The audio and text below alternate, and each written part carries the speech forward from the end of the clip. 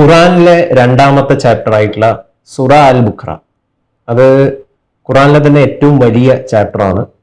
286 versus ഒക്കെ ഉൾപ്പെടുന്ന ഒരു ചാപ്റ്ററാണ്.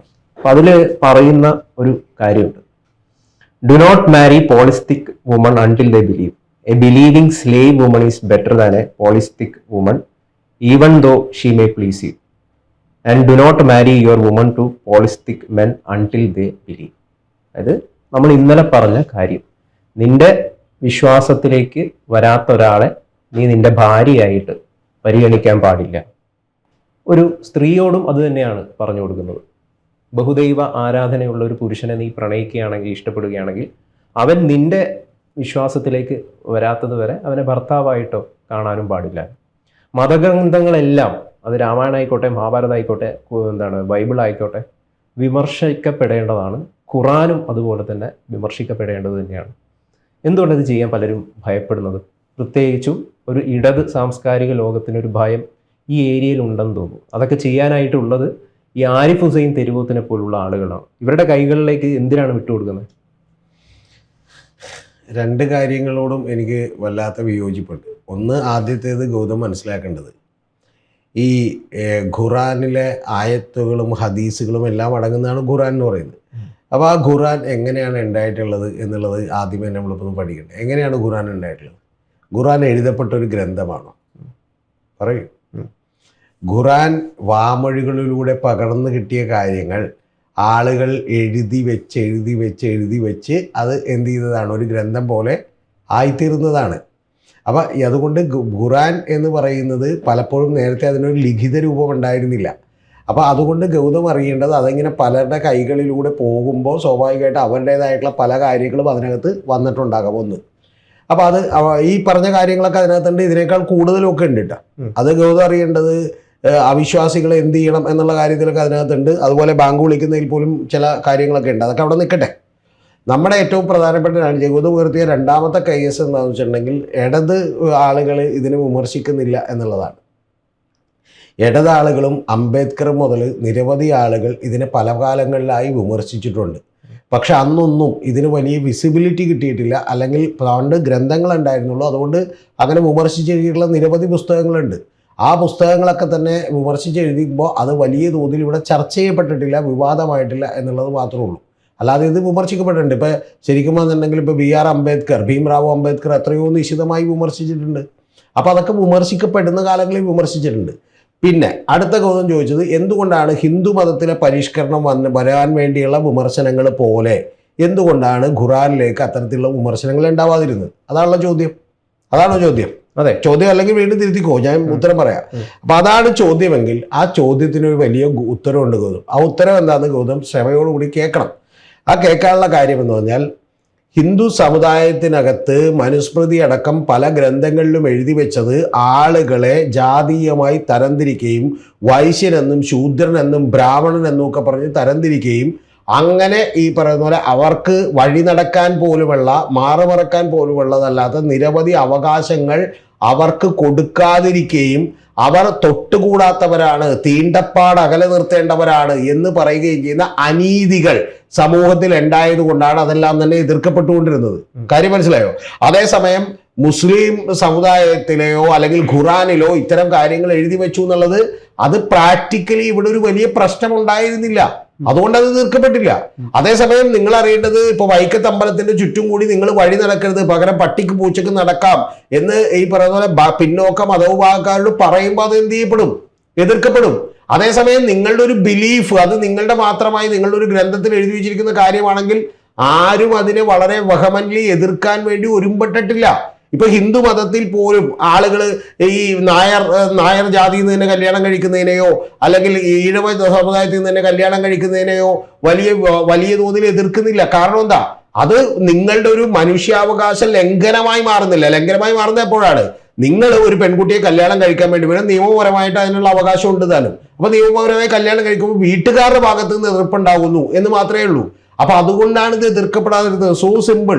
അല്ലാതെ ഇതിനകത്ത് വലിയ റോക്കറ്റ് സയൻസ് ഒന്നും ഇതിനകത്തില്ല.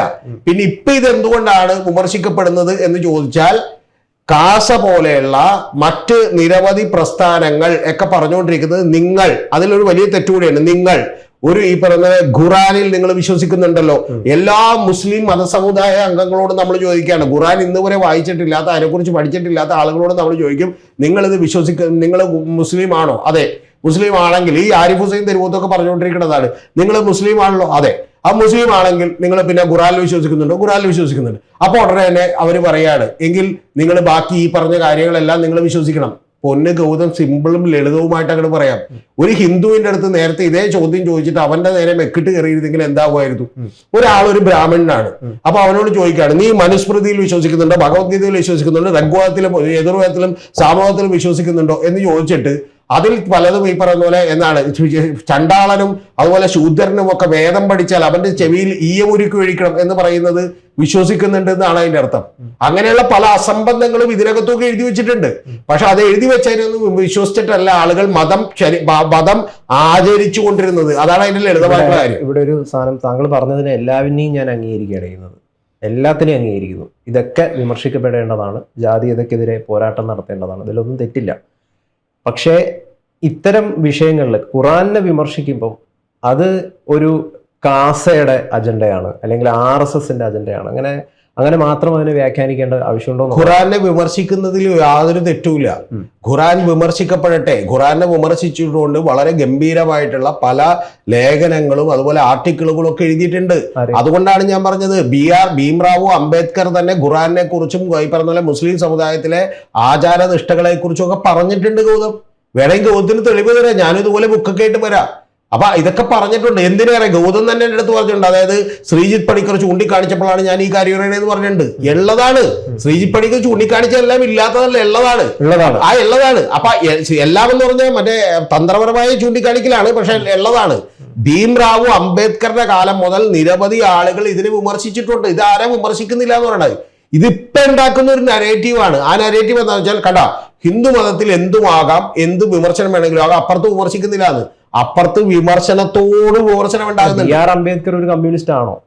BR അംബേദ്കർ കമ്മ്യൂണിസ്റ്റ് ആണോ ഇല്ലെന്നൊക്കെ ഉള്ളത് രണ്ടാമത്തെ ഒരു വിഷയമാണല്ലോ. ഞാൻ പറയുന്നത് താങ്കൾ പറഞ്ഞു ഒരു മിനിറ്റ് അങ്ങനെ പറയുന്നത്, താങ്കൾ പറഞ്ഞത് പണ്ട് കാലങ്ങൾ മുതൽ ഇത് വിമർശിക്കാറില്ല എന്നാണ്. ഞാനിപ്പോ ഏറ്റവും പ്രശസ്തനായ ഒരാളുടെ വിമർശനം ചൂണ്ടിക്കാണിച്ചെന്ന് മാത്രമേ ഉള്ളൂ. ഇതുമായി ബന്ധപ്പെട്ട് നിരവധി വിമർശനങ്ങൾ എഴുതിയിട്ടുള്ള ഓരോരുത്തരുടെ പേരുകൾ വേണമെങ്കിൽ പറയാം. ജോസഫ് മാഷൻ എന്താ സംഭവിച്ചത് സാറേ? വിമർശനം ഉന്നയിച്ചിട്ട് കേട്ടില്ല. ജോസഫ് മാഷൻ സംഭവിച്ചത് ജോസഫ് മാഷിന്റെ കൈവെട്ടിക്കളത്. നിങ്ങൾ ഇന്നിവിടെ ഇരുന്ന് എന്താണ് ഒരു ഹിന്ദു ദൈവത്തെ കുറിച്ച് എന്തെങ്കിലും ഒരു വിമർശനം ഉന്നയിക്കൂ, നിങ്ങൾ ചിലപ്പോൾ ഇടികൊള്ളുന്നിരിക്കും. എന്റെ പൊന്നു സുഹൃത്ത്, ഇതൊക്കെ ഈ കാലഘട്ടത്തിൽ ഉണ്ടായിക്കൊണ്ടിരുന്നത്. ഞാൻ തിരിച്ച് താങ്കളോട് ചോദിക്കുന്നു, ജോസഫ് മാഷിനെ കൈവെട്ടിയതിനെ അനുകൂലിക്കുന്ന മുസ്ലിം സമുദായത്തിൽ എത്ര പേരുണ്ടാവും? അവരാരും, ഞാൻ ചോദിക്കട്ടെ താങ്കളോട്, ഇനി വേറൊരു കാര്യം കൂടി ചോദിക്കട്ടെ, ജോസഫ് മാഷിനെ കൈവെട്ടിയത് എങ്ങനെയാണെന്ന് താങ്കൾക്കറിയോ? ജോസഫ് മാഷ് ഇവിടെ താമസിച്ചുകൊണ്ടിരുന്നതെന്നറിയോ? എവിടെ താമസിച്ചുകൊണ്ടിരുന്നത്? അദ്ദേഹം പഠിപ്പിച്ച കുട്ടികളിൽ മുസ്ലിം സമുദായത്തിലെ ആളുകളുണ്ട്. അദ്ദേഹം താമസിച്ചിരുന്ന പ്രദേശത്ത് ഈ പറഞ്ഞ പോലെ 10-20 കിലോമീറ്ററുകളിൽ വലിയ തോതിൽ മുസ്ലിം സമുദായമുണ്ട്. അവരാരും അദ്ദേഹത്തോട് ഒരു വെറുപ്പും ഒരു ദേഷ്യവും പ്രകടിപ്പിച്ചില്ല. പക്ഷെ നിങ്ങൾ ഈ പറയുന്ന ഈ കുടില ബുദ്ധിയുടെ പ്രശ്നം എവിടെയാന്ന് വെച്ചാൽ, ആ സമുദായത്തിലെ തന്നെ ഒരു 5 തീവ്ര നിലപാടുകാർ ഇത്തരം തീവ്ര നിലപാടുകൾ എടുക്കുകയും അദ്ദേഹത്തിന്റെ ഒരു സംഘടന തന്നെ അദ്ദേഹത്തിന്റെ കൈവെട്ടാൻ തീരുമാനിക്കുകയും അതുകൊണ്ട് കൈവെട്ടിക്കളയുകയും ചെയ്യുമ്പോൾ അത് നിങ്ങൾ ഈ പറയുന്ന പോലെ മുഴുവൻ മുസ്ലിം സമുദായത്തിന് പുറത്ത് വെക്കല്ലേ? ആരാണ് വെച്ചത്? ഞാൻ പറഞ്ഞിട്ട് ആരാത് മുഴുവൻ മുസ്ലിം സമുദായം മോശമാണെന്ന് ആരാണ് പറഞ്ഞുതരാം. നേരത്തെ പറഞ്ഞ കാസയും ഈ പറയുന്ന പോലെ ഇസ്ലാം മത വിമർശനവും നടത്തുന്നവരിൽ മഹാഭൂരിപക്ഷം പേര് പറഞ്ഞുകൊണ്ടിരിക്കുന്ന ഒരു വാദം, അവിടെ മാത്രമാണ് എനിക്ക് എതിരഭിപ്രായമുള്ളത്. ആ വാദം എന്താണെന്ന് വെച്ചിട്ടുണ്ടെങ്കിൽ, നിങ്ങൾ മുസ്ലിം ആണോ, നിങ്ങൾ ഒക്കെ ഖുറാനിൽ വിശ്വസിക്കുന്നുണ്ടോ എന്ന് പറയുമ്പോൾ അതിലുള്ള എക്സ്ട്രീം നിലപാടുകാർ ചെയ്യുന്ന തിന്മകൾ കൂടി നിങ്ങൾ അംഗീകരിക്കുകയാണെന്ന് പറയുന്ന ഒരു വാദം അവരുടെ പുറത്തേക്ക് അടിച്ചേൽപ്പിക്കുകയാണ്. അങ്ങനെ അടിച്ചേൽപ്പിക്കുമ്പോൾ എന്ത് പറ്റുമെന്നറിയാമോ? അടിച്ചേൽപ്പിക്കുമ്പോൾ ഇതിലൊന്നും പെടാത്ത പണിയെടുത്ത് ഈ പറഞ്ഞ പോലെ സ്വന്തം കൊച്ചുങ്ങൾക്ക് ഭക്ഷണം മാത്രം കൊടുത്ത് നന്മകളൊക്കെ ചെയ്ത് ജീവിക്കുന്ന 19 ലക്ഷം 60 ലക്ഷം മനുഷ്യരെ കൂടി നിങ്ങൾ അപ്പുറത്തേക്ക് നിർത്തുകയാണ്. നിങ്ങൾ അങ്ങനെ നിർത്തല്ലേ, അത്രോ പറഞ്ഞുള്ളൂ. അവര് ഖുറാൻ വായിക്കുകയോ വിശ്വസിക്കുകയോ ഒന്നും ചെയ്യാത്തിട്ടില്ല. അല്ലെങ്കിൽ അവര് പോലും ഇതൊന്നും സീരിയസ് ആയിട്ട് ഗൗരവത്തിൽ എടുക്കാത്ത ആളുകളാണ്. മനസ്സിലായി? ആ ആളുകളാണ്. ഇനി ഇതേ കാര്യം തന്നെ ഞാൻ തിരിച്ചൊരു കാര്യം താങ്കളോട് ചോദിക്കുന്നു. ഞാനൊരു ബ്രാഹ്മണാണെന്ന് വിചാരിക്കും. ഞാനൊരു ബ്രാഹ്മണാണ്. ഇവിടെ 2 ലക്ഷത്തോളം ബ്രാഹ്മൺസ് ഉണ്ട്. നാളെ ഇതേ കാര്യം ഒരു 25 കൊല്ലം മുമ്പ് ശ്രീനാരായണ ഗുരു അല്ലെങ്കിൽ 30 കൊല്ലം മുമ്പ് 40 കൊല്ലം മുമ്പ് അവരും കൂടി ചെയ്തിരുന്നെങ്കിൽ എന്തായിരിക്കും ഈ നാട്ടിലെ കലാപം? വഴി നടക്കാൻ സമ്മതിക്കാത്തത് ബ്രാഹ്മിൻസ് ആണ് എന്ന് പറയല്ല അവർ ചെയ്തത്. ബ്രാഹ്മണന്മാരിലെ ആളുകളെ മുഴുവൻ അപ്പുറത്തേക്ക് നിർത്തിയില്ല. കാരണം എന്താ? EM ശങ്കരൻ നമ്പൂതിരിപ്പാടക്കമുള്ള നിരവധി ആളുകൾ എന്തിന്റെ ഭാഗമായിട്ട് കൂടിച്ചേർന്നു? മനസ്സിലായി. അപ്പൊ ഇത്തരത്തില് സമുദായത്തെ മൊത്തമായിട്ട് അങ്ങനെ മാറ്റി നിർത്തല്ല. അത്രയുള്ള കാര്യം. ഇതാണ് ഞാൻ സാറിനടുത്ത് തുടക്കത്തിൽ പറഞ്ഞത്. എന്തിനാണ് ഈ ഇത്തരം വിമർശനങ്ങളൊക്കെ ഈ സംഘപരിവാറിന് ഇട്ടുകൊടുക്കുന്നത്? ഇടത് സാംസ്കാരിക ലോകത്തിന് ഇത് ഇട്ടുകൊടുക്കാൻ പറയാ എന്തിനാണ് അങ്ങനെ ഒരു വിമർശനത്തിലേക്ക് പോകുന്നത്? അവരുടെ ഐഡിയോളജിക്കൽ ബേസ് വേറെയാണ് സുഹൃത്തെ. അവര് പറയുന്നത് മതമോ ജാതിയോ ഒന്നുമല്ല പ്രശ്നം, മനുഷ്യന്റെ വർഗപരമായിട്ടുള്ള വിഭജനം മാത്രമേ ഉള്ളൂ എന്നുള്ളതാണ് അവർ വിചാരിക്കുന്നത്. അവരതിനിടക്ക് മറ്റേ ഏതെങ്കിലും മതത്തെ വിമർശിക്കാൻ പോകണോ അല്ലെങ്കിൽ മറ്റേ അപ്പുറത്തെ ജാതിയുടെ കുഴപ്പം വിമർശിക്കാൻ പോകുന്നത് അവരുടെ ഒരു അജണ്ടയല്ല. അവരുടെ പടിയാണ് എടുക്കുന്നത്. അവരിവിടെ ക്ലാസ് വാറാണ് ഉള്ളത്, വർഗസമരമാണ് ഉള്ളത്. അത് തൊഴിലാളികളും പ്രോലിറ്റേറിയൻസും ഈ പറയുന്ന ഭൂഷകളും തമ്മിലുള്ള സമരമാണ് എന്ന് വിചാരിക്കുന്ന ഒരു ഐഡിയോളജിയിൽ വിശ്വസിക്കുന്ന ആളുകൾ പോയിട്ട് ഇതും കൂടി ചെയ്യണമെന്ന് പറയണ എന്താ?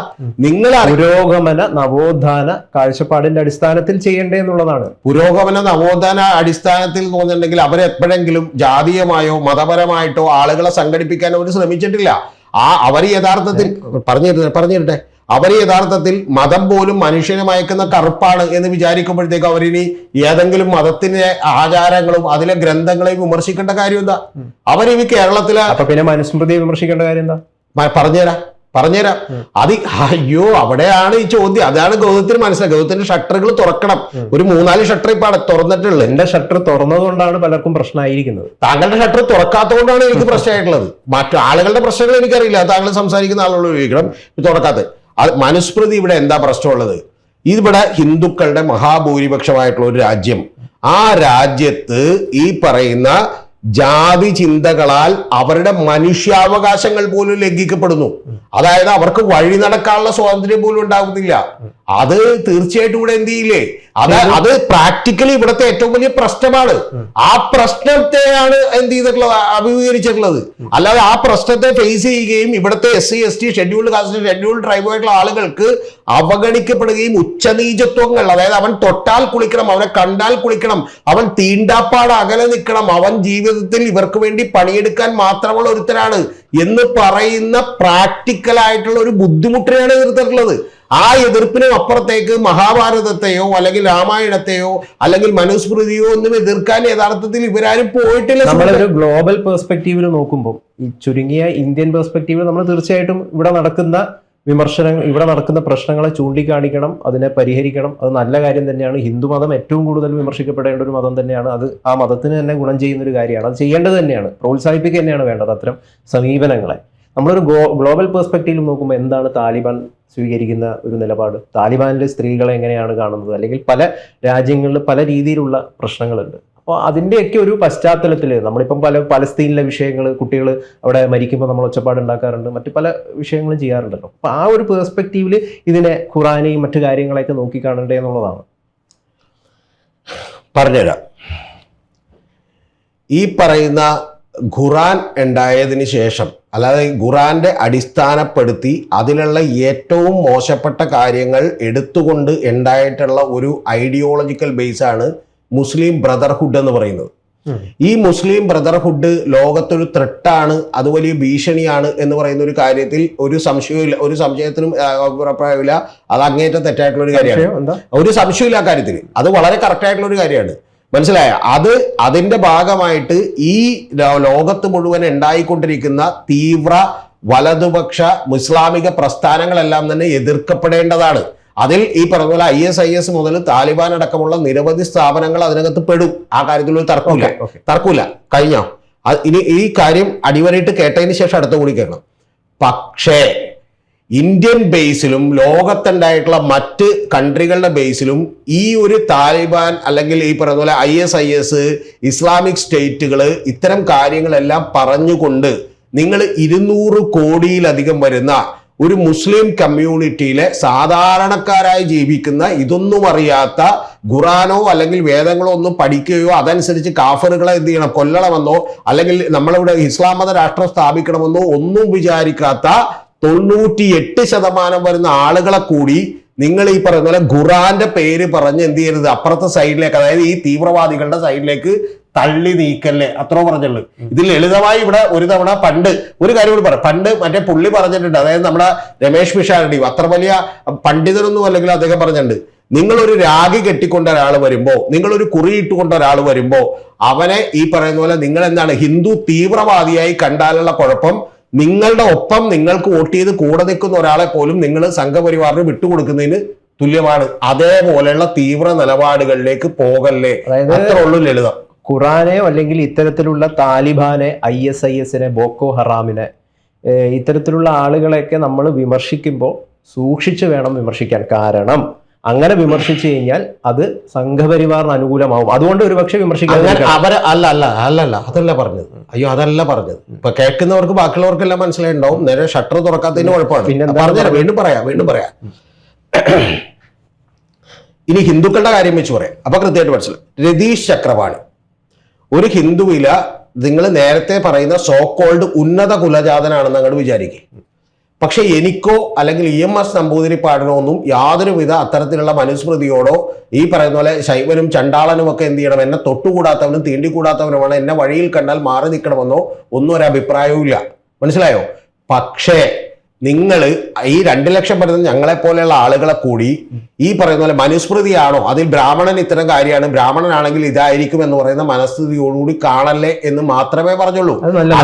അതിലുള്ള 15 പേര് ഇത്തരത്തിൽ വൃത്തികെട്ട നിലപാട് എടുക്കുന്നുണ്ടെങ്കിൽ അവരെ കൃത്യമായി വിമർശിക്കണമെന്നുള്ളതാണ്. ഞാൻ ഒരു കുഴപ്പമില്ല, സാറിനെ അനുകൂലിക്കുകയാണ്. സാറ് പറഞ്ഞത് ഒരു വലിയ പോയിന്റാണ്. ആ പോയിന്റ് എന്ന് പറയുന്നത്, നമ്മൾ ISIS-ന്റെ വൃത്തികേടുകളെ അല്ലെങ്കിൽ പാകിസ്ഥാൻ ഭരണകൂടത്തിന്റെ നെറികേടുകളെ, ബോക്കോ ഹറാമിന്റെ, അൽ ഖ്വയ്ദയുടെ, ഇവരുടെയൊക്കെ ഐഡിയോളജിക്കൽ ബേസിനെ വിമർശിക്കുന്നു എന്ന് പറയുന്നത് എല്ലാ മുസ്ലിങ്ങളെയും, ലോകത്തിലുള്ള എല്ലാ മുസ്ലിങ്ങളെയും വിമർശിക്കുന്നതാണ് എന്ന് കാണരുത്. അതായത് സാറ് പറഞ്ഞത് ഇത്രയാണ്, ഇവരെയൊക്കെ വിമർശിക്കുന്നത് കൊണ്ട് എല്ലാ മുസ്ലിങ്ങളെയാണ് ഞങ്ങൾ വിമർശിക്കുന്നത് എന്ന് അങ്ങനെ പറയുന്നുണ്ടെങ്കിൽ, അങ്ങനെ ആരെങ്കിലും ചാർത്തുന്നുണ്ടെങ്കിൽ അത് തെറ്റാണെന്ന് മാത്രമല്ല, അത് ആരെ ശക്തിപ്പെടുത്തും? അത് യഥാർത്ഥത്തിൽ ഈ വിഘടനവാദികളെ ശക്തിപ്പെടുത്തും.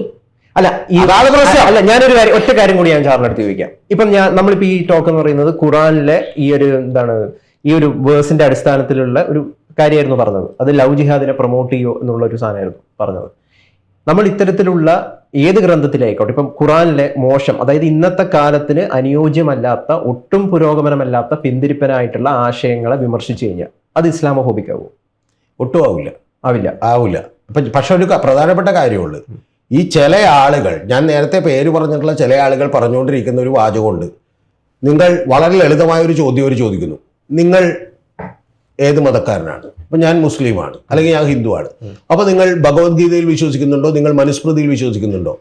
സ്വാഭാവികമായിട്ട് അവനിത് വായിച്ചിട്ട് പോലും ഉണ്ടാവില്ല. പക്ഷെ അവൻ പറയും ഞാൻ വിശ്വസിക്കുന്നുണ്ടെന്ന് പറയും. ഉടനെ പറയാണ്, അപ്പൊ നിങ്ങൾ ഇവിടെയുള്ള ശൂദ്രനും ചണ്ടാളനും അതുപോലെ വൈശ്യനുമായിട്ടുള്ള ആളുകളെ തല്ലിക്കൊല്ലുന്നതിന് നിങ്ങൾ കൂട്ടുനിൽക്കുന്നവരാണെന്ന് പറഞ്ഞാൽ അവൻ ഇതുവരെ കേട്ടിട്ടില്ല, ചിന്തിച്ചിട്ടില്ല. പക്ഷെ അവനെ കൂടി നമ്മൾ അപ്പുറത്തേക്ക് ചേർത്തിരിക്കണേണ്. ഞാൻ തിരിച്ച് ഗോത്തോട് ചോദിക്കുന്നു, ഇവിടെ മുസ്ലിം ലീഗ് എന്ന് പറഞ്ഞൊരു സംഘടനയുണ്ട്. ഈ സംഘടന PFIക്കാര് അല്ലെങ്കിൽ ഈ പറഞ്ഞ പോലെ പോപ്പുലർ ഫ്രണ്ടുകാരെടുത്ത് കൈവിട്ട് കേസിൽ അവരുടെ പ്രതികരണം എന്തായിരുന്നു? അവർ പറഞ്ഞിട്ടുണ്ടെങ്കിൽ, ശരിക്കും പറഞ്ഞിട്ടുണ്ടെങ്കിൽ മുസ്ലിം ലീഗിന്റെ തങ്ങൾ കൂടി അവിടെ നിന്ന് പറഞ്ഞിട്ടുണ്ടെങ്കിൽ വീണ്ടും എത്രയോ സ്ഥലത്ത് പ്രക്ഷോഭം ഉണ്ടായില്ലല്ലോ. ഞാൻ പറയുന്ന ഒറ്റ കാര്യമുള്ളൂ. നിങ്ങൾ ഹിന്ദു സമുദായത്തിനകത്താണെങ്കിലും ക്രിസ്ത്യൻ സമുദായത്തിനകത്താണെങ്കിലും പാഴ്സി സമുദായത്തിനകത്താണെങ്കിലും സിഖ് സമുദായത്തിനകത്താണെങ്കിലും ശരി, അതിലുള്ള ഗ്രന്ഥങ്ങളിലെല്ലാം ഒരുപാട് അസംബന്ധങ്ങളും അബദ്ധങ്ങളും ഒക്കെ തന്നെ ഉണ്ട്.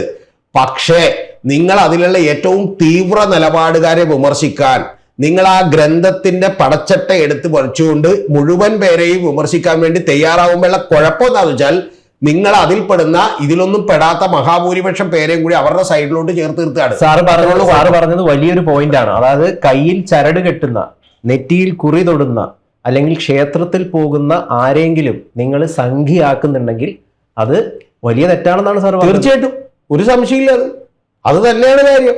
അതായത് അപ്പൊ രതീഷ് ചക്രവാണി ക്ഷേത്രത്തിൽ നിന്ന് ഇറങ്ങി വരുമ്പോൾ ചോദിക്കണേ, നിങ്ങൾക്ക് വിശ്വാസമുണ്ടോ? ഉണ്ട്. അപ്പൊ നിങ്ങൾക്ക് മറ്റേ ഭഗവത്ഗീതയിൽ വിശ്വാസമുണ്ടോ? ഞാൻ വായിച്ചിട്ടുണ്ടാവൂല, വിശ്വാസമുണ്ട് എന്ന് ഞാൻ പറയണേ. അപ്പൊ ഉടനെ പറയാം, അങ്ങനെ വായിച്ചിട്ടുണ്ടെങ്കിൽ അതിൽ ഇന്ന തെറ്റുകളുണ്ട്, അതും നിങ്ങൾ അംഗീകരിക്കുന്നു. എനിക്കറിയാം താങ്കൾ ഇറാന്റെ ആയത്തുള്ള അലി ഖമേനിയെ കുറിച്ചുള്ള അദ്ദേഹത്തിന്റെ ഭരണകൂടത്തിന്റെ വൃത്തികേടുകളെ കുറിച്ചൊക്കെ തുറന്ന് സംസാരിച്ചിട്ടുള്ള ഒരാളാണ്. നമ്മൾ പോലും അതിനെ കുറിച്ചിട്ട് വീഡിയോ ചെയ്തിട്ടുണ്ട്. തുറന്ന സമീപനമുള്ള താങ്കളെപ്പോലും ആളുകൾ സംഖ്യയാക്കിയിട്ടുണ്ട്. അതാക്കുന്നത് എന്തിനു വേണ്ടിയാണ്? അല്ല, ഞാൻ പറയുന്നത് സാറേ ഈ ഒരു സമീപനം ഉണ്ടല്ലോ. ഇപ്പം സ്വാഭാവികമായിട്ടും നമ്മളിപ്പോൾ ഇതിനെക്കുറിച്ച് ഈ ബോക്കോ ഹറാമിനെ കുറിച്ച്, ISIS കുറിച്ച്, അല്ലെങ്കിൽ പാകിസ്ഥാന്റെ നെറികേടുകളെ കുറിച്ച് പറഞ്ഞു കഴിഞ്ഞു കഴിഞ്ഞാൽ നമ്മളെ സംഖ്യയാക്കും. അതെന്തുകൊണ്ടാ? സംഖ്യ ആക്കുന്നത് ആരാണ് ഗൗതം? ആരാണ്? പറഞ്ഞുതരാം. ഇനി അടുത്തത് പറഞ്ഞുതരാം. ഈ കേരളത്തിലാ നമ്മള് ഇപ്പൊ മുസ്ലിം ലീഗുകാർ നമ്മളെ സംഖ്യന്ന് വിളിക്കുന്നുണ്ടോ? ഇല്ല. അവരെ കണ്ടാൽ എത്ര സ്നേഹമാണെന്ന് അറിയാമോ? സമസ്തയുടെ നേതാക്കന്മാർ പോലും നമ്മളെ സംഖ്യന്ന് വിളിക്കുന്നില്ല. പക്ഷേ ഈ മതം തലക്ക് പിടിച്ചിട്ടുള്ള PFI പോലെയുള്ള SDPI പോലെയുള്ള അല്ലെങ്കിൽ ഈ പറഞ്ഞ പോലെ ജമാഅത്തി പോലെയുള്ള ഇസ്ലാമിക സ്ഥാപനങ്ങളാണ് നമ്മളെ എന്തിനെ വിളിക്കുന്നത്. അതെന്തിനു വേണ്ടിയിട്ടാണ്? നമ്മുടെ ചോദ്യങ്ങൾക്ക് അവർക്ക് ഒരു കാലത്തും മറുപടി ഉണ്ടാവില്ല. പകരം എന്ത് ചെയ്യണം? നിങ്ങൾക്ക് മറുപടി പറയാതിരിക്കാനുള്ള ഏറ്റവും എളുപ്പത്തിലുള്ള വഴി എന്താണെന്ന് അറിയാമോ ഗൗതം? നിങ്ങൾ അപ്പുറത്തെ സൈഡിലേക്ക് അങ്ങോട്ട് മാറ്റി നിർത്തണേ. അപ്പൊ എന്താണെന്ന് അറിയാമോ? നിങ്ങൾ സംഖ്യയാണ് എന്ന് പറയുമ്പോഴുള്ള ഗുണം എന്താണെന്ന് വെച്ചാൽ പിന്നെ നിങ്ങളെ കേൾക്കൂല അവര്. ഇപ്പൊ ദേശാഭിമാനി എന്തുകൊണ്ട് ആളുകൾ വായിക്കുന്നില്ല? കോൺഗ്രസ്സുകാർ ആരെങ്കിലും പഠിച്ച് ദേശാഭിമാനി രാവിലെ വായിക്കുമോ?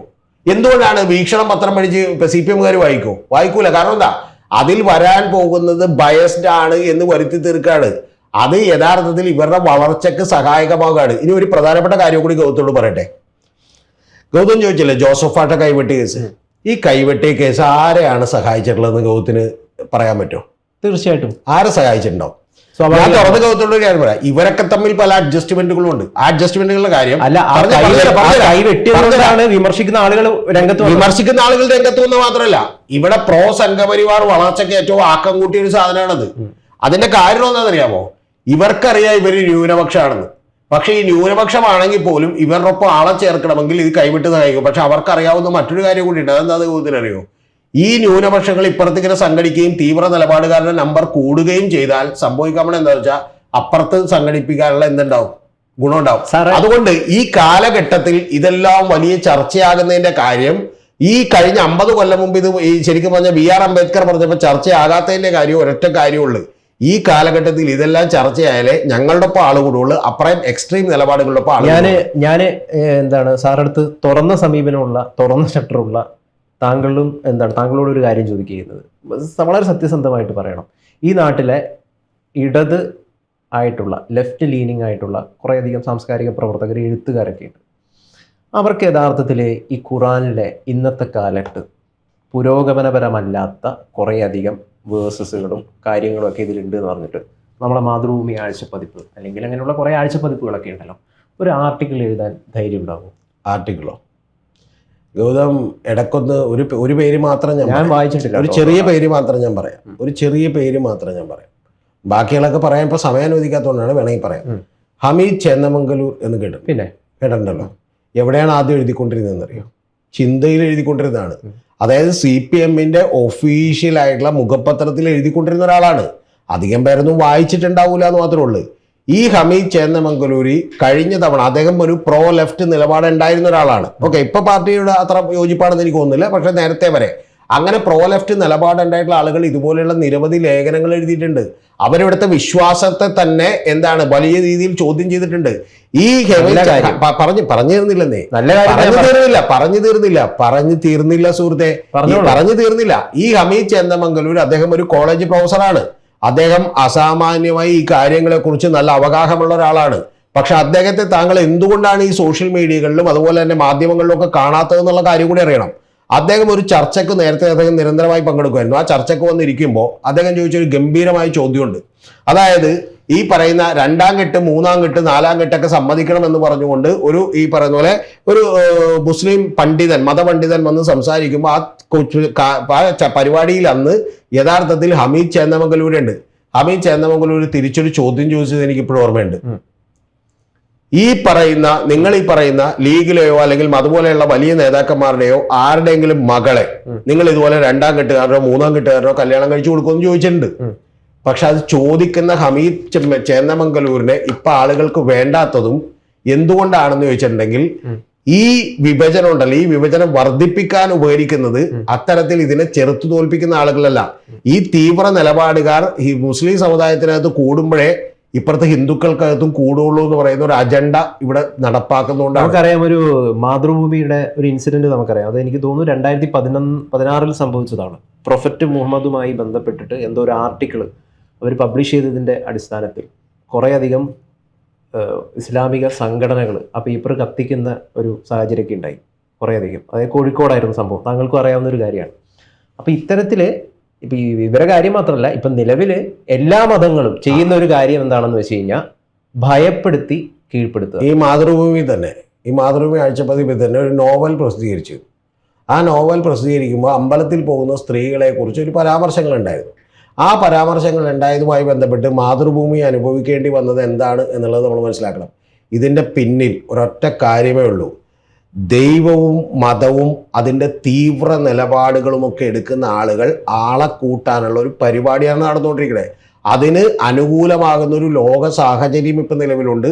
അത് കേരളത്തിലും ഇന്ത്യയിലും നിലവിലുണ്ട്. അങ്ങനെ ആകുമ്പോൾ രണ്ട് സ്ഥലത്തും ഇത് സംഘടിപ്പിക്കുന്ന ഇത്തരത്തിലുള്ള ഇസ്ലാമിക സംഘടനകൾ യഥാർത്ഥത്തിൽ ഈ നാട്ടിൽ സംഘികളെ വളർത്തുകയാണെന്നുള്ള ഒരു വിഷം എനിക്കുണ്ട്. തീവ്ര നിലപാടുകൾ, തീവ്ര നിലപാട് അതാണ് സംശയമൊന്നുമില്ല.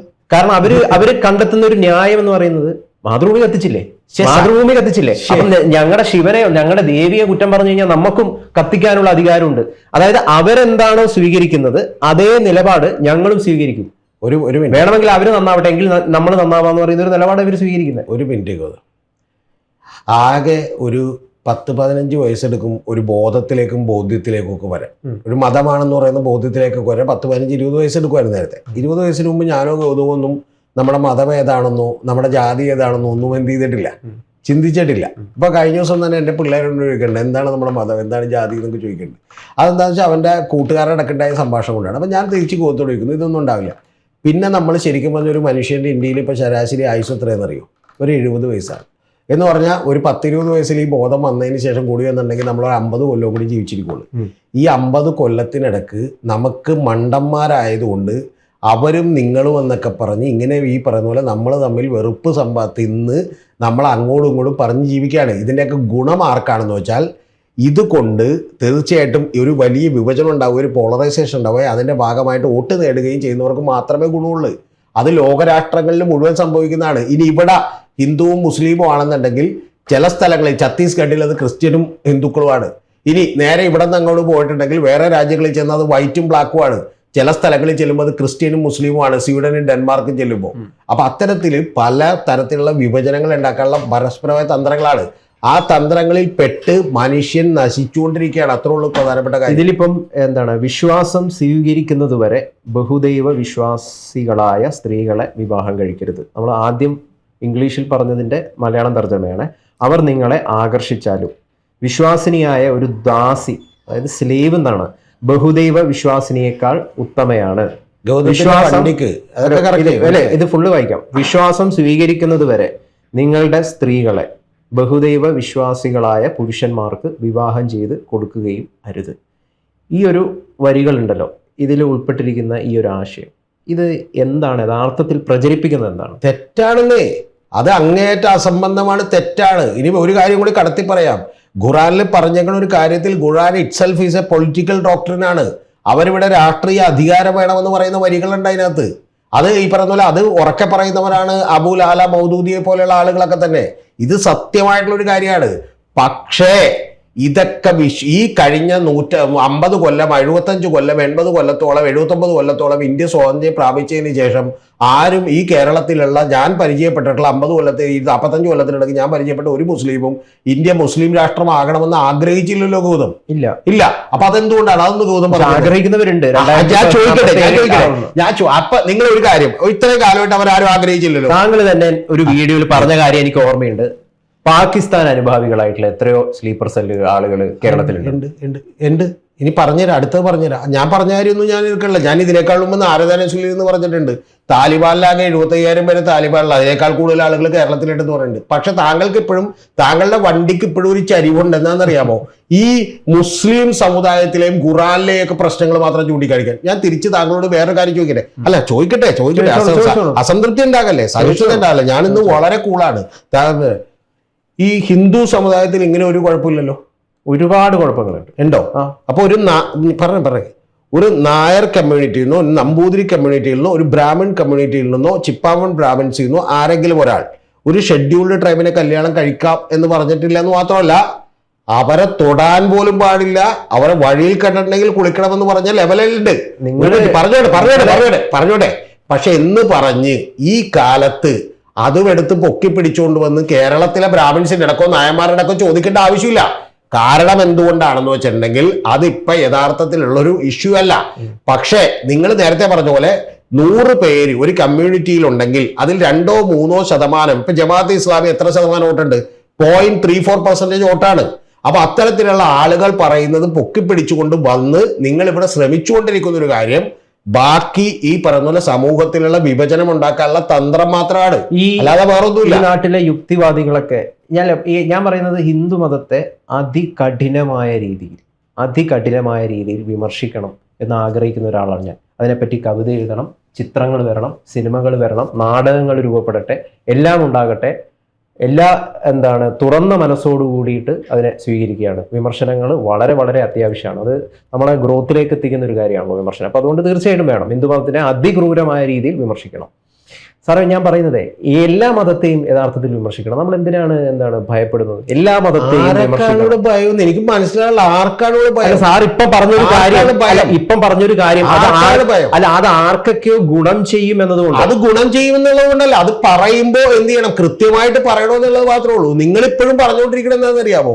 നിങ്ങളിപ്പോ ഞാൻ പറഞ്ഞുകൊണ്ടാണ് ഹിന്ദുക്കളുടെ പ്രശ്നങ്ങളിലേക്ക് വന്നത്, ഞാൻ പറയുന്നതുകൊണ്ടാണ് ക്രിസ്ത്യനിലെ പ്രശ്നങ്ങളിലേക്ക് വന്നത്. അല്ലെങ്കിൽ നിങ്ങൾ എന്താണ് രാവിലെ ഖുറാനിലുള്ള ഒരു കാര്യം സത്യം പറഞ്ഞിട്ടുണ്ടെങ്കിൽ ഇവിടെയുള്ള 98% മുസ്ലിം സമുദായത്തിലെ ആളുകളും ഒരു കാര്യം, 98% മുസ്ലിം സമുദായത്തിലെ ആളുകളും ഇത് വായിച്ചിട്ട് രാവിലെ എഴുന്നേറ്റ് പഠിക്കുവാണവരല്ല. ഒരു മിനിറ്റ്, ബൈബിളാണ് കുറച്ചെങ്കിലും ഇവിടെയുള്ള ആളുകൾ എന്ത് ചെയ്യുന്നത്, രാത്രി എന്തെങ്കിലും ഒരു പ്രാർത്ഥനയെങ്കിലും എത്തിക്കുന്നത്. ബാക്കി ഹിന്ദുക്കൾ ആരും ഹിന്ദുക്കളിൽ 99.8% പേരും മനുസ്മൃതി ഒന്നും വായിച്ചിട്ടുണ്ടാവൂല. അപ്പൊ അതുകൊണ്ട് ഇതൊക്കെ പറഞ്ഞ് ഈ നാട്ടില് കുത്തിത്തിരിപ്പ് ഉണ്ടാക്കാനും വിഭജനം ഉണ്ടാക്കാനും മാത്രമോട് നയിക്കണം. നമ്മൾ വേറെ ഇതിനകത്ത് കാര്യമൊന്നുമില്ല. ഞാന് മനുഷ്യരെ സ്നേഹിക്കുന്നു, എല്ലാ മനുഷ്യരെയും, ഹിന്ദുവിനെയോ മുസൽമാനെയോ ക്രിസ്ത്യാനിയോ അല്ല സ്നേഹിക്കുന്നത്, മനുഷ്യരെ സ്നേഹിക്കുന്നു. അപ്പോൾ ഇതൊരിക്കലും ആർക്കെതിരെയും ഉള്ള കാര്യമില്ല. നമ്മളൊരു മതവിമർശനം നടത്തുന്നു. ഇപ്പൊ യുക്തിവാദികൾ നടത്തുന്നുണ്ടല്ലോ, അത് സംഘപരിവാർ. പറഞ്ഞോട്ടെ. ഇവിടെ ആരിഫ് ഹുസൈൻ തെരുവൂത്ത് നടത്തിയിട്ട് ആരിഫ് ഹുസൈൻ തെരുവൂത്തിന് എന്തെങ്കിലും സംഭവിച്ചിട്ടുണ്ടോ? ഇനി വേണ്ട, നുപൂർ ശർമ്മ എന്ന് പറയുന്ന ഒരാള് മറ്റേ മുഹമ്മദ് നബിയെ കുറിച്ചൊരു വിമർശനം നടത്തിയിട്ട് അവർക്ക് വല്ലതും സംഭവിച്ചില്ല? ചെറിയൊരു ആക്രമണമൊക്കെ എന്താ ഉണ്ടായത്? അവർക്കെതിരെ എന്ത് ചെറിയൊരു ആക്രമണം? അവരെന്താ പറഞ്ഞത്? അവരാകെ ഈ പറയുന്ന പോലെ ആകെ അവർക്ക് സംഭവിച്ചത് എന്താണ്, ഔദ്യോഗിക വക്താവ് സ്ഥാനത്ത് നിന്ന് BJP എടുത്ത് മാറ്റി, അത്രേ ഉള്ളൂ. അല്ലാതെ വേറെ സംഭവിച്ചില്ല. എന്റെ പൊന്നു സുഹൃത്തെ, ഇനി ഇതിനേക്കാൾ കൂടുതൽ BJP പോലും ഭയപ്പെടുന്നു എന്നാണ് ഞാൻ പറഞ്ഞത്. എന്തിനു ഭയപ്പെടുന്നത്? ഭയപ്പെട്ടത് എന്തുകൊണ്ടാണ്? അതെന്തുകൊണ്ടാണ് നമ്മളൊരു എന്തുകൊണ്ടാണ് ഭയപ്പെട്ടത് കൊണ്ടല്ല അത് മാറ്റിയത്? എന്തുകൊണ്ടാണ് മാറ്റിയത്? ഇവിടെ നമ്മൾ ഒരുപാട് ഇസ്ലാമിക രാഷ്ട്രങ്ങൾ അവർ വിശ്വസിക്കുന്ന ഐഡിയോളജികളിൽ പോകുന്ന ഈ പറയുന്ന പോലെ നിരവധി, സൗദി അറേബ്യ മുതൽ നിങ്ങൾ അറിയേണ്ടത് ഖത്തർ വരെയുള്ള നിരവധി രാഷ്ട്രങ്ങളുമായി നമുക്ക് വലിയ സൗഹൃദമുണ്ട്. UAE അടക്കം നമുക്ക് വലിയ സൗഹൃദമുണ്ട്. അപ്പൊ അവരൊരു ഈ പറയുന്ന പോലെ വിഷമം അറിയിച്ചപ്പോൾ നമ്മൾ എന്ത് ചെയ്തു, മാറ്റി. അത്രയുള്ള അതിന്റെ കാര്യം. അല്ലാതെ ഇനി അവരെല്ലാവരും തന്നെ മറ്റേ ഇന്ത്യ പിടിച്ചടക്കിയിട്ട് മുസ്ലിം രാഷ്ട്രമാക്കാൻ പോകുന്ന ആളുകളൊന്നുമല്ല. അവരാരും അബു അല മൗദൂദി പറഞ്ഞ കാര്യമോ ഹസനുൽ ബന്നയോ അല്ലെങ്കിൽ അവർ പറഞ്ഞ മുസ്ലിം പത്രക്കൂട്ട് പറഞ്ഞ കാര്യമൊന്നും ഏറ്റെടുക്കുന്നവരല്ല. ഈ നാട്ടിലെ വളരെ ലളിതമാണ് കാര്യം വരുന്നത്. ഈ നാട്ടിലെ ഏത് മതത്തിൽ വിശ്വസിക്കുന്നവരാണെങ്കിലും അതിൽ 98% പേരും 97% പേരും ഇതൊന്നും വായിച്ച് അതവരുടെ തലക്കെടുത്ത് നടക്കുന്ന ആളുകളല്ല. അവർ മതപരമായിട്ടുള്ള ആചാരങ്ങളൊക്കെ അനുഷ്ഠിച്ചു പോകുന്നു. അതിലുള്ള 1-2% ആളുകളെ ചൂണ്ടിക്കാട്ടി നിങ്ങൾ വളരെ ഡിസ്പ്രപ്പോർഷനേറ്റ് ആയിട്ടുള്ള ഒരു വിമർശനം നടത്തുകയും ആ മതത്തിന്റെ വിമർശനങ്ങളെ കടന്നാക്രമിക്കുകയും ചെയ്യുമ്പോൾ എന്ത് സംഭവിക്കുന്നു എന്ന് ചോദിച്ചാൽ 1% അല്ലെങ്കിൽ 2% അവരുടെ കൂടെ ആള് കൂടിക്കൊണ്ടിരിക്കുകയാണ്. ഈ ആള് കൂടുതലാണ് അവരുടെ ലക്ഷ്യം എന്നുള്ളത് കൊണ്ടാണ് നേരത്തെ പറഞ്ഞ ആരിഫ് ഹുസൈനെ പോലും അതുപോലെ തന്നെ ബാക്കിയുള്ള ആളുകളെ പോലും കൃത്യമായി ഇവിടെ പല ആളുകളും ഉപയോഗപ്പെടുത്തിക്കൊണ്ടിരിക്കുന്നത്. താങ്കൾ ഇത്തരത്തിലുള്ള വിമർശനങ്ങളെ, ഇപ്പൊ ഞാനാണിപ്പോ ഈ ഖുറാനിലെ വരികൾ എടുത്തിട്ട് അത് താങ്കൾ നടത്താത്തതുകൊണ്ടാണ് ഞാൻ നടത്തേണ്ടി വരുന്നത്, അല്ലെങ്കിൽ ഞാനത് എടുക്കേണ്ടി വരുന്നത്. ഇപ്പൊ നേരത്തെ പറഞ്ഞല്ലോ, എന്തുകൊണ്ട് മനുസ്മൃതിയെ കുറിച്ച് നിങ്ങൾ പറയുന്നില്ല? ഞാൻ നടത്തില്ല അതൊരിക്കലും. ഞാൻ മനുസ്മൃതിയെ കുറിച്ചും പറയാറില്ലല്ലോ. ഇതിപ്പോ താങ്കൾ എടുത്തിട്ടുള്ളത് ടോപ്പിക് ആയതുകൊണ്ട് ഞാൻ സംസാരിച്ചാണ്. ഞാനല്ലാതെ രാവിലെ എഴുന്നേറ്റിട്ട് വരൂ നമുക്ക് മനുസ്മൃതിയെ കുറിച്ച് സംസാരിച്ച് ബ്രാഹ്മണരെ എന്ത് ചെയ്യാം, അല്ലെങ്കിൽ മറ്റേ വൈശ്യരെ ശൂദ്രരെ അല്ലെങ്കിൽ വേറെ ആരെങ്കിലും കുറ്റം പറയാന്ന് ഞാൻ വിചാരിക്കുന്നില്ല. കാരണം എന്താ, ഇപ്പൊ അത് നോൺ ആയിട്ടുള്ള ഇഷ്യൂ ആണ്. അവിടെ ഒരു തെറ്റുണ്ട്, അവിടെ ഒരു ചെറിയൊരു കറക്ഷൻ ഉണ്ട്. ഈ വിമർശനം കൊണ്ട് മുസ്ലിം സമുദായത്തെയാണോ വിമർശിക്കുന്നത്? ഏതാ നിങ്ങൾ ഒരു നമ്മളിപ്പം നടത്തിയത് ഈ ഒരു കാര്യം, ഈ ഒരു ടോക്ക്, ഇത് മുസ്ലിങ്ങൾക്ക് അഗെയിൻസ്റ്റ് ആണോ?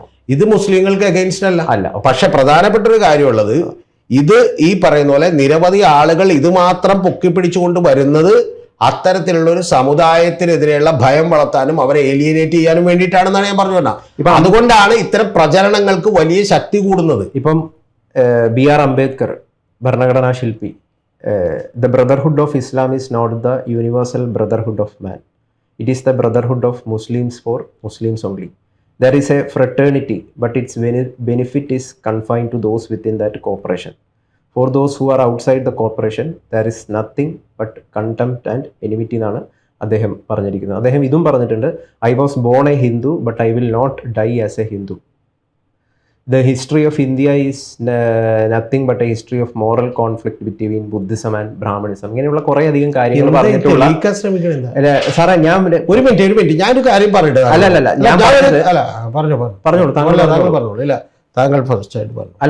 ഞാൻ പറഞ്ഞത് അംബേദ്കറിനെ പോലുള്ള ആളുകൾ പോലും ഇത്തരത്തിലുള്ള കാര്യങ്ങൾ നടത്തിയിട്ടുണ്ട് എന്നുള്ളതാണ്. അത് മുസ്ലിങ്ങൾക്ക് അഗെയിൻസ്റ്റ് ആവുമോ എന്നുള്ളതാണ്. അത് നമുക്കതൊരു സാറ് അങ്ങനെ വ്യാഖ്യാനിച്ചതുകൊണ്ടുള്ള ഒരു ദുഃഖം കൊണ്ടാണ് ഞാൻ ചോദിക്കുന്നത്. നമ്മളിങ്ങനെ ഒരു വിമർശനം നടത്തുമ്പോൾ, നമ്മളിപ്പോ മനുസ്മൃതിയെ വിമർശിക്കുമ്പോൾ ചെയ്യട്ടെ, വളരെ ധൈര്യസമേതം അതിനിശ്ചിതമായി മനുസ്മൃതിയെയും രാമായണത്തെയും മഹാഭാരതത്തെയും എല്ലാം നഖശിഖാന്തം എതിർക്കട്ടെ. പക്ഷെ അതൊന്നും ഹിന്ദുക്കൾക്കെതിരല്ല. ഈ മനോരമയുടെ ഒരു പരിപാടിയിൽ വെച്ച് മറ്റേ ശ്രീജിത്ത് പണിക്കർ കാണിച്ച അടവിൻ്റെ ഒരു 10% അടവാണ് ഇവിടെ ഗൗതം എടുത്തുകൊണ്ടിരിക്കുന്നത്. വിഷമമുണ്ട് എനിക്ക് പറയാൻ, പക്ഷെ പറയാതിരിക്കാൻ പറ്റില്ല. കാരണം അത് പറയാതെ പോയി ഞാൻ എന്നോട് തന്നെ ചെയ്യുന്ന വൃത്തികേടാവും. അതുകൊണ്ട് അത് ചെയ്യാൻ പറ്റാത്തതുകൊണ്ടാണ് ഈ പറഞ്ഞത്. അതിൻ്റെ കാര്യം എന്താണെന്ന് വെച്ചാൽ, പുള്ളിയും ഇരിക്കുന്നു, ശ്രീജിത്ത് പണിക്കർ എന്ന് പറയുന്ന പണിക്കർജി ഇരിക്കുന്നു, തൊട്ടപ്പുറത്ത് സണ്ണിയം കമ്മിക്കാട് ഇരിക്കുന്നു, അതുപോലെ ശ്യാംകുമാർ ഇരിക്കുന്നു. എന്നിട്ട് അവരെ രണ്ടുപേരെയും തകർത്തടിച്ചു എന്ന് പറയുന്ന വൃത്തികേട് ഈ സോഷ്യൽ മീഡിയയിലൂടെ പ്രചരിപ്പിക്കുന്നു. എൻ്റെ ഭാഷയാണ് ഞാൻ പറഞ്ഞത്. ഞാൻ ഇതിൻ്റെ ഉത്തരവാദിത്വമൊക്കെ ഏറ്റെടുത്തോളാം. പറയുന്നു എന്താണ് അവിടെ സംഭവിച്ചത്? അവിടെ ശ്രീജിത്ത് പണിക്കർ പറയുന്ന ഏറ്റവും വലിയ തലവഴിത്തരം എന്താണെന്ന് വെച്ചിട്ടുണ്ടെങ്കിൽ, ശ്രീജിത്ത് പണിക്കർ പറയുന്ന കാര്യം, അംബേദ്കർ മുസ്ലിം സമുദായത്തെ വിമർശിച്ചിട്ടുണ്ട്, അത് നിങ്ങൾ എന്തുകൊണ്ട് പറയുന്നില്ല എന്നാണ്. ആരോട്? സണ്ണിയം കവിക്കാരനോടും ശ്യാംകുമാറിനോടും ചോദിക്കുന്നത്, അത് നിങ്ങൾ എന്തുകൊണ്ട് പറയുന്നില്ലെന്നാണ്. ഞങ്ങൾക്ക് സൗകര്യമില്ല എന്നാണ് അവരവിടെ വെച്ച് പറയേണ്ടത്. കാരണം എന്തുകൊണ്ടെന്നറിയാമോ? സണ്ണിയം കവിക്കാടും ശ്യാംകുമാറുമൊക്കെ ഈ വൈക്കക്ഷേത്രത്തിൻ്റെ സൈഡിൽ കൂടി നിങ്ങൾ വഴി നടക്കരുത് എന്ന് പറഞ്ഞത് മുസ്ലിംസ് അല്ല, ക്രിസ്ത്യൻസും അല്ല, പാഴ്സികളും സിഖുകാരും അല്ല, പറഞ്ഞത് ഹിന്ദു മതത്തിലെ ഈ പറയുന്ന പോലെ ആളുകളാണ്. അപ്പൊ അവരവരുടെ ജീവിതത്തിൽ ഏറ്റവും കൂടുതൽ അനുഭവിച്ച വേദനകൾ, പ്രശ്നങ്ങളെല്ലാം തന്നെ ഹിന്ദു മതത്തിനകത്തുള്ള ജാതീയമായിട്ടുള്ള ഹൈറാർക്കിയാണ്. അതുകൊണ്ടുണ്ടായിട്ടുള്ള പ്രശ്നങ്ങളാണ്. ആ പ്രശ്നങ്ങളെ കുറിച്ച് പറഞ്ഞാൽ ഇവിടെ ഈ വീഡിയോ പോലും ഇടാൻ പറ്റാത്ത രീതിയിലുള്ള പ്രശ്നങ്ങളുണ്ട്. അത്തരത്തിലുള്ള നിരവധി പറഞ്ഞ മനുഷ്യാവകാശ ലംഘനങ്ങൾ, വൃത്തികേടുകൾ, അവരുടെ സ്ത്രീകൾ അനുഭവിക്കേണ്ടുന്ന കഷ്ടപ്പാടുകൾ, ഇതെല്ലാം ശരിക്കും പറഞ്ഞ് അനുഭവിച്ചതിന് ശേഷം BR അംബേദ്കർ പറഞ്ഞ 80% കാര്യവും അതിനെതിരെ ആകുമ്പോഴും അദ്ദേഹം ഈ പറയുന്ന പോലെ മറ്റു മതങ്ങളെക്കുറിച്ച് നടത്തിയ വിമർശനം കൂടി ഇവരോട് പറയണമെന്ന് തോന്നിയാൽ അവരെ ഏറ്റവും കൂടുതൽ അഫക്റ്റഡ് ആയിട്ടുള്ള അവരുടെ കാര്യമല്ലേ പറയാൻ പറ്റുള്ളൂ. അല്ലാതെ അവരപ്പുറത്തെ മതത്തിനെ നവീകരിക്കാൻ വേണ്ടിയിട്ട് അവർ പോയി സംസാരിക്കും, അതില്ല. പക്ഷേ ഒരു മിനിറ്റ് കൂടി എനിക്ക് സമയം, ഒരു മിനിറ്റ് ഒരു ബാക്കി മുഴുവൻ സമയം 38 സെക്കൻഡ് മതി, 30 സെക്കൻഡ് ആയിരുന്നു, 28 ആയിരുന്നു. പക്ഷേ ഇത് പറയാതിരിക്കുകയും ഇത് ഈ സമയത്ത്, അതായത് ഇത് ഇത്ര വലിയ കൊടിയ വൃത്തികേട് നടക്കുമ്പോൾ അതിനെക്കുറിച്ച് നിങ്ങൾ മിണ്ടണ്ട, നിങ്ങൾ അനുഭവിച്ചതിനെ കുറിച്ച് നിങ്ങൾ മിണ്ടണ്ട. പകരം നിങ്ങൾക്ക് ഒരു പ്രശ്നവും അവരുടെ ജീവിതത്തിൽ ഉണ്ടാക്കാത്ത തൊട്ടപ്പുറത്തുള്ള മുസ്ലിം സമുദായത്തിലെ ചില പരിഷ്കരണങ്ങൾ അല്ലെങ്കിൽ അവിടുത്തെ ചില മോശപ്പെട്ട പ്രവണതകളെ കുറിച്ച് നിങ്ങൾ വിമർശിക്കണം എന്ന് പറയുന്നത് എന്തൊരു അസംബന്ധമാണ് എൻ്റെ പണിക്കർജി എന്ന് മാത്രമേ എനിക്ക് ചോദിക്കാറുള്ളൂ. പക്ഷേ ഈ കാലഘട്ടത്തിൽ ഈ BR അംബേദ്കർ കഴിഞ്ഞ 1947 48 എഴുതി ഏറ്റവും ഒടുവിൽ അദ്ദേഹം ഹിന്ദു മതം തന്നെ ഉപേക്ഷിച്ച് ബുദ്ധമതത്തിലേക്ക് പോയി മരിച്ചുപോയ ഒരാളെ കുറിച്ച് അതിനെക്കുറിച്ച് നമ്മൾ സംസാരിക്കുമ്പോൾ അദ്ദേഹത്തെ വായിക്കപ്പെടേണ്ടത് ഈ പറയുന്ന മുസ്ലിം സമുദായത്തിൽ അദ്ദേഹം നടത്തിയിട്ടുള്ള ശരിയായ വിമർശനമാണ് ഹൈലൈറ്റ് ചെയ്യേണ്ടത് എന്ന് പറയുന്ന ബുദ്ധി ഈ കാലത്തുണ്ടാകുന്നത് നിഷ്കളങ്കമല്ല, അത് വലിയ കുടില തന്ത്രമാണ്. ഇപ്പം ഒരാൾക്ക് ഒരു പുസ്തകത്തെ ഏത് രീതിയിലും അയാളുടെ ചിന്തയ്ക്കും ബുദ്ധിക്കും അനുസരിച്ച് വായിക്കാം. അല്ലാതെ പൊതുവെ നാട്ടിലുള്ളൊരു നെറേറ്റീവ് അനുസരിച്ച് മാത്രമേ വായിക്കാൻ പാടുള്ളൂ എന്ന് എവിടെയും എഴുതി വെച്ചിട്ടില്ല. അംബേദ്കർ എങ്ങനെ വായിക്കപ്പെടണം എന്നുള്ളതാണ്. അത് ഓരോരുത്തരുടെ കഴിവനുസരിച്ചിട്ട് അവർക്ക് തോന്നിയ രീതിയിൽ വായിക്കാം. അതിനുള്ള സ്വാതന്ത്ര്യം ഈ നാട്ടിലുണ്ടല്ലോ. സാർ, ഇതിൽ സണ്ണി എം കപ്പിക്കാടിനോട് എനിക്ക് വളരെയധികം ബഹുമാനമുണ്ട്. കാരണം അദ്ദേഹം ഈ നാട്ടിലെ ജാതീയതക്കെതിരെ വലിയ രീതിയിൽ ഉറച്ച ശബ്ദത്തിൽ സംസാരിക്കുന്ന ഒരാളാണ്. ഈ നാടിന് വലിയ രീതിയിൽ അത്തരത്തിൽ സഹായം ചെയ്യുന്ന ഒരു ആളാണ്. ഈ രാഷ്ട്രത്തിന് വലിയ രീതിയിൽ സഹായം ചെയ്യുന്ന ഒരാളാണ് സണ്ണി എം കപ്പിക്കാട്. അതുകൊണ്ട് അദ്ദേഹത്തോട് വലിയ രീതിയിലുള്ള ബഹുമാനമുണ്ട്. അദ്ദേഹം അത് തുടരുക തന്നെയാണ് വേണ്ടത്. ജാതീയത ഈ നാട്ടിൽ നിന്ന് ഇല്ലാതാവുക തന്നെയാണ് വേണ്ടത്. പക്ഷേ ഒരു കാര്യം പറയട്ടെ, അദ്ദേഹത്തിൻ്റെയൊക്കെ കോർ മെസ്സേജിങ് എന്താണ്? സണ്ണി എം കപ്പിക്കാടിൻ്റെ വിവേചനത്തിനെതിരെ ഞങ്ങൾ പോരാടുന്നു എന്നുള്ളതാണല്ലോ വിവേചനം.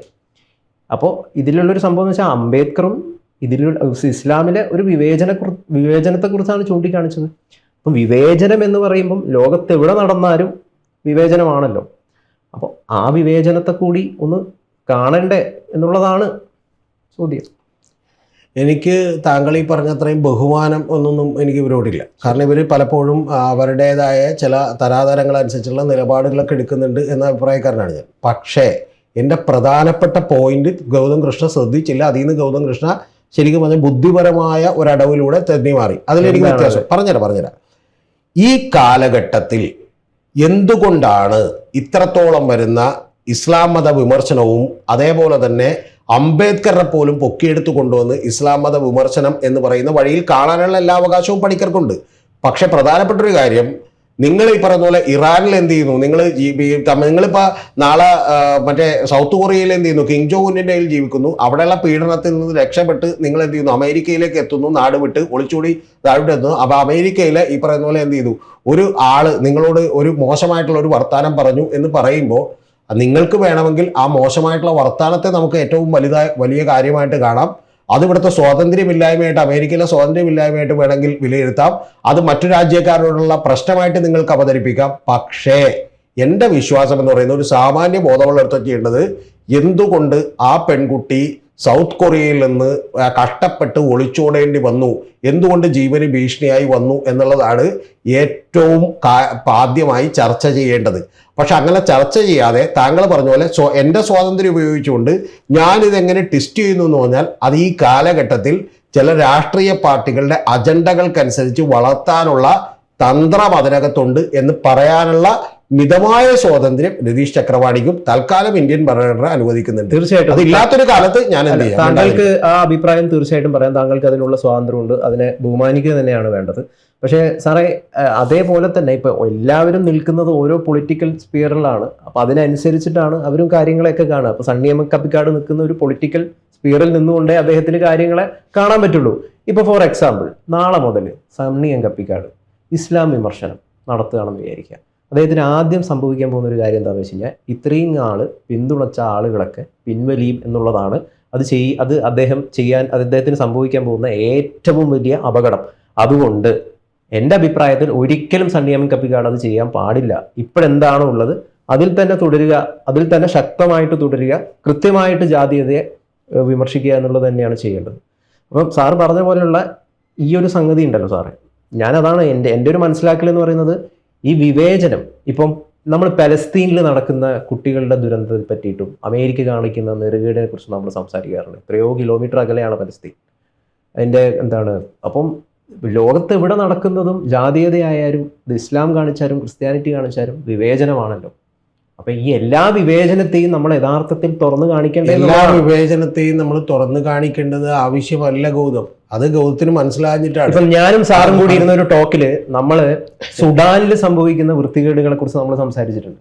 സാർ അതിനെ അനുകൂലിക്കുകയും ചെയ്തിട്ടുണ്ട്. ഇതിനെക്കുറിച്ച് ആർക്കും സംസാരിക്കാൻ ധൈര്യം ഉണ്ടാവില്ല. കാരണം സാറ് പറഞ്ഞത് സ്റ്റേജ് നഷ്ടപ്പെട്ടു പോകുന്നതാണ് സാർ പറഞ്ഞത്. തീർച്ചയായിട്ടും അത് സംശയമില്ലല്ലോ. നമ്മൾ പറഞ്ഞത് അവിടെ തന്നെ കിടക്കണ്ടല്ലോ. ഗൗതത്തിന് മനസ്സിലാകാത്ത ഒരൊറ്റ കാര്യമുള്ളൂ. ഗൗതത്തിന് മനസ്സിലാകാത്തത് ഈ പറയുന്ന BR അംബേദ്കറിന്റെ മുസ്ലിം മതവിമർശനം അദ്ദേഹം നടത്തിയിട്ടുള്ളത് വാസ്തവമാണ്. ആ പറഞ്ഞിട്ടുള്ള അഭിപ്രായങ്ങൾ ഇപ്പം എന്തുകൊണ്ട് ഹൈലൈറ്റ് ചെയ്യപ്പെടുന്നു എന്ന് പറഞ്ഞാൽ വളരെ ലളിതമാണ്. അതിൻ്റെ പിന്നിലുള്ളത് മുസ്ലിം മതസമുദായത്തിനകത്തെ ഈ പറയുന്ന പോലെ പരിഷ്കരണം നടത്തിക്കൊണ്ട് ആ സമുദായത്തെ നന്നാക്കണം എന്ന് പറയുന്ന ആഗ്രഹം മാത്രമല്ല എന്നുള്ളതും, അതിൻ്റെ പുറകിലുള്ളത് ഒരു പോളറൈസേഷൻ സാധ്യതയുള്ള രാഷ്ട്രീയ അജണ്ടകൾ കൂടിയാണെന്നുള്ളതും മാത്രമേ എനിക്ക് എന്ത് ചെയ്യാനുള്ളൂ, പറയാനുള്ളൂ. ഇനി രണ്ടാമത്തെ കാര്യം, ഒരു രാജ്യത്ത് നിലനിൽക്കുന്ന സാഹചര്യങ്ങൾ അനുസരിച്ച് കൂടിയാണ് മനുഷ്യൻ നിലപാടുകൾ എടുക്കുന്നത്. ഇപ്പോൾ ഉദാഹരണത്തിന് ഇന്ദിരാഗാന്ധി അടിയന്തരാവസ്ഥ പ്രഖ്യാപിക്കുകയും എല്ലാവരുടെയും മനുഷ്യാവകാശ ലംഘനം ഉണ്ടാവുകയും ചെയ്യുമ്പോൾ സ്വാഭാവികമായിട്ടും അന്ന് ജനതാ പാർട്ടിയായിട്ടും ജയപ്രകാശ് നാരായണനായിട്ടും കോൺഗ്രസിലെ തന്നെ വിമത വിഭാഗങ്ങളുമായിട്ടും ഒക്കെ തന്നെ കൈകോർക്കാനും അവർക്കെതിരെ പോരാടാനും തയ്യാറാകേണ്ടി വരും. ഈ കാലഘട്ടം ആവശ്യപ്പെടുന്ന ഒരു കാര്യമെന്ന് പറയുന്നത് ഇത്തരത്തിലുള്ള വർഗീയ ശക്തികളെ വളർത്താനുള്ള ഹിഡൻ അജണ്ടകളോട് കൂടിയിട്ടുള്ള തന്ത്രങ്ങളെ തുറന്ന് കാണിക്കേണ്ടത് കൂടിയാണ് എന്ന് വിശ്വസിക്കുന്നതുകൊണ്ടാണ് ഞാൻ ഇത്രയും പറഞ്ഞു പോയത്. എന്തായാലും വായനകൾ പല രീതിയിൽ പല ആളുകൾ നടത്തട്ടെ, അതിനുള്ളൊരു സ്വാതന്ത്ര്യം ഈ നാട്ടിലുണ്ട്.